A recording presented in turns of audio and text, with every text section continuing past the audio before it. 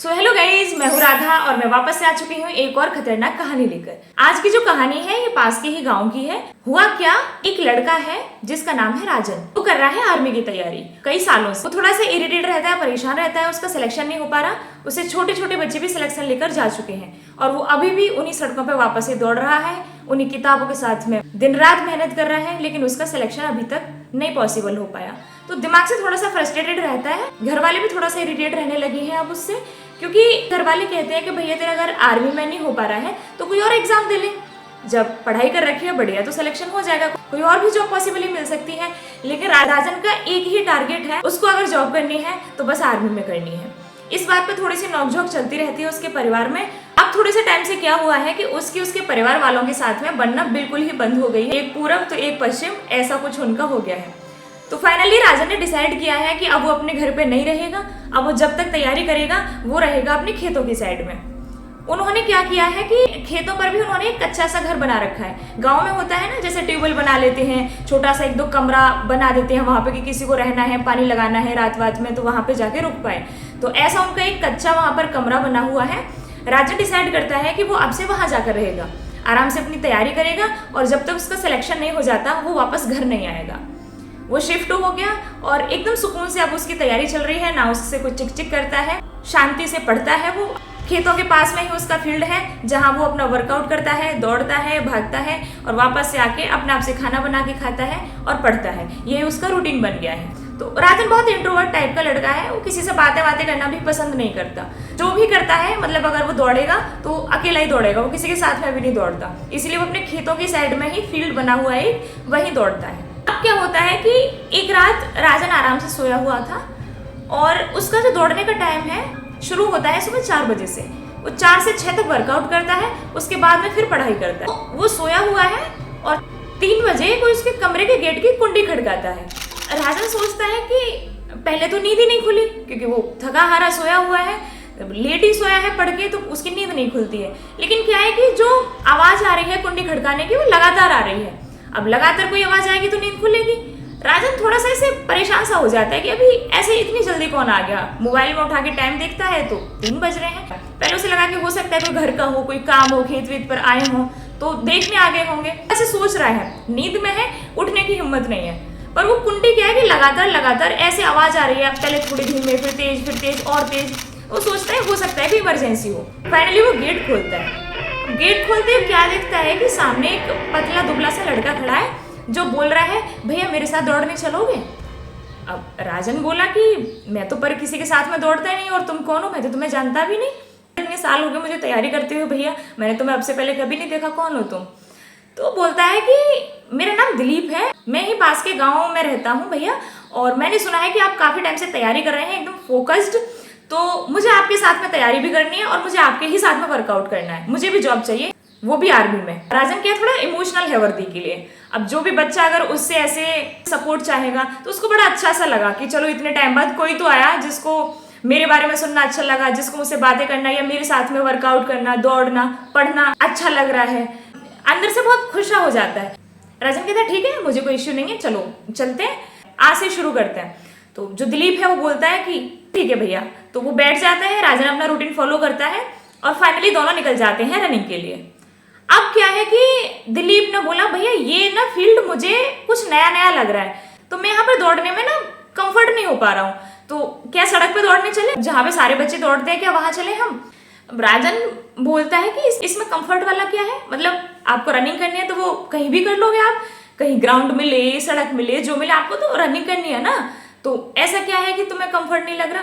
तो दिलीप बोलता है कि भैया ये सुनसान सा लग रहा है मुझे, यहाँ पे कोई है नहीं, बस हम दोनों हैं, सड़क पर दौड़ने चलते हैं। वहाँ थोड़ा सा फीलिंग सा आता है कि हाँ हम भी आर्मी वाले बच्चे हैं, हम भी तैयारी कर रहे हैं, वहाँ और भी दौड़ते हैं तो थोड़ा अच्छा सा लगता है, वहीं चलते हैं। राजन क्या है कि ठीक है, जब वो बच्चा है वैसे भी उससे छोटा ही है, तो राजन बोलता है ठीक है अगर तुम्हारा मन है तो चलते हैं, मुझे कोई इश्यू नहीं है। और दोनों चले जाते हैं सड़क पर दौड़ने के लिए। जब ये सड़क पे जाते हैं तो वहां जाके राजन देखता है कि वहाँ कोई और दौड़ नहीं रहा है। राजन सोचता है कोई दौड़ नहीं रहा सड़क पे, तुम कह रहे थे वहां सब दौड़ते हैं, अच्छा लगता है। तो दिलीप कहता है कि हाँ दौड़ते हैं, थोड़ा सा लेट आते हैं यहाँ पे बच्चे। ये दोनों लग जाते हैं अपनी रनिंग करने। अब रनिंग करते करते राजन तो बहुत टाइम से कर रहा है, तो तो फ्लो में आ जाता है। बस दौड़ते जा रहे हैं, कानों में बढ़िया ईयरफोन लगे हैं, गाने चल रहे हैं मोटिवेशन वाले, और ये बढ़िया दौड़ रहे हैं। किसी का कोई ध्यान ही नहीं है कि मतलब कौन सा रास्ता है, क्या है। बस सामने सड़क आई जा रही है, जो टर्न आया जा रहा है ये लिए जा रहे हैं, और ये बस दौड़ रहे हैं। अब क्या होता है कि राजन ऐसे थोड़ा सा ईयरफोन निकाल के उससे दिलीप से पूछता है कि रास्ता तो सही है ना ये, मतलब मुझे ऐसा लग रहा है थोड़ा सुनसान सा यहाँ कुछ दिख नहीं रहा, और शायद मैं पहले यहाँ पे कभी आया भी नहीं, ठीक है नहीं रास्ता। तो दिलीप बोलता है हाँ बढ़िया है, मैं तो यहीं दौड़ता हूँ भैया। थोड़ी देर में क्या होता है कि राजन ऐसे बराबर में देखता है तो उसको दिलीप दिखाई नहीं देता। उसे लगा कि हो सकता है अभी शुरू करा है इसने, इतना स्टेमिना ना हो, शायद पीछे रह गया है। अब उसने ऐसे थोड़ा सा पीछे मुड़ के देखा पर वो पीछे भी नहीं दिखा। राजन को क्या लगा, हो सकता है जूता वूता खुल गया हो, कुछ हो गया हो, पेन वेन हो गया हो, तो शायद रुक गया है, आ जाएगा। राजन अपना दौड़ता जाता है, उसका फ्लो नहीं टूटता, वो दौड़ता जाता है कि पीछे से आ ही जाएगा।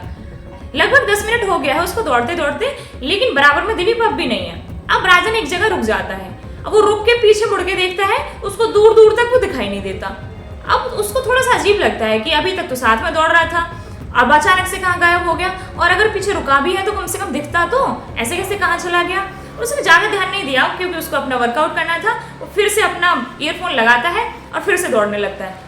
अब 2 मिनट बाद क्या होता है कि अचानक से उसको दिखता है कि बराबर में दिलीप आ गया, ऐसे पीछे से आ गया और बस बिल्कुल बराबर में आ जाता है और मुड़ के स्माइल करके बोलता है भैया ठीक चल रहा है ना सब। राजन बोला सब मतलब क्या ठीक चल रहा है, तुम कहाँ थे अभी, 10-15 मिनट से मेरे साथ में नहीं हो, तुम कहाँ रह गए थे।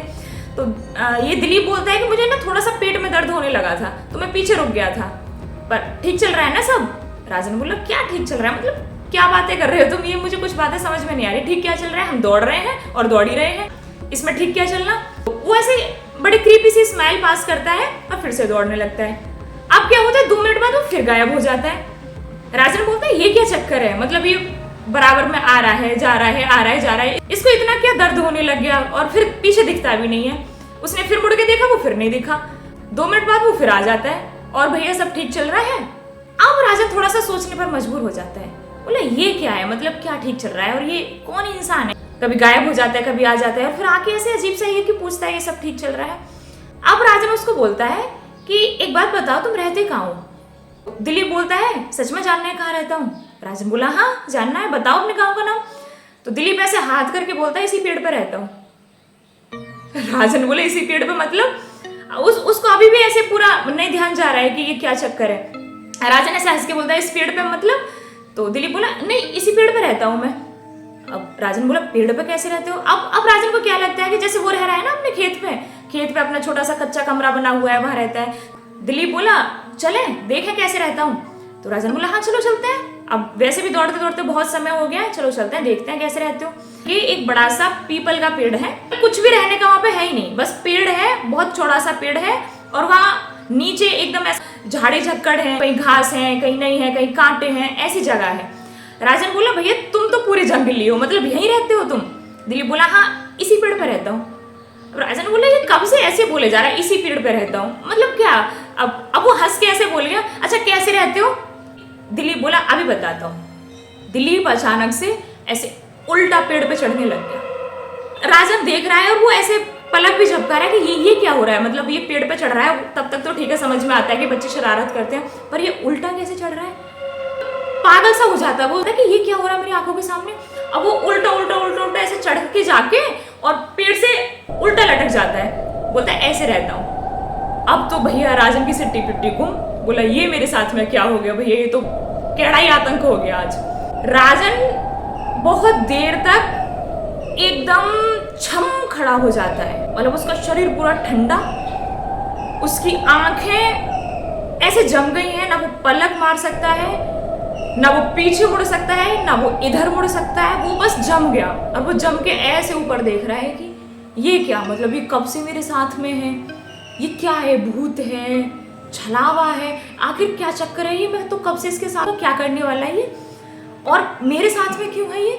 तो कोई विचार है ही नहीं इसके अलावा, बस वो इतना सोच रहा है ये क्या है और ये मेरे साथ क्यों है, कुछ समझ नहीं आता। अब क्या होता है कि दिलीप वहां से पेड़ से ना ऐसे फ्लोट करते हुए नीचे आता है, और नीचे आके फिर से उल्टा खड़ा हो जाता है और राजन के आगे आके बोलता है भैया सब ठीक चल रहा है ना। अब राजन की हो जाती है हालत खराब, वो जोर से चीखता है और शायद उसकी आवाज भी नहीं निकल पाती और वो गिर जाता है, बस बेहोश हो जाता है। इसके बाद उसे कुछ अता पता नहीं है उसके साथ में क्या हुआ।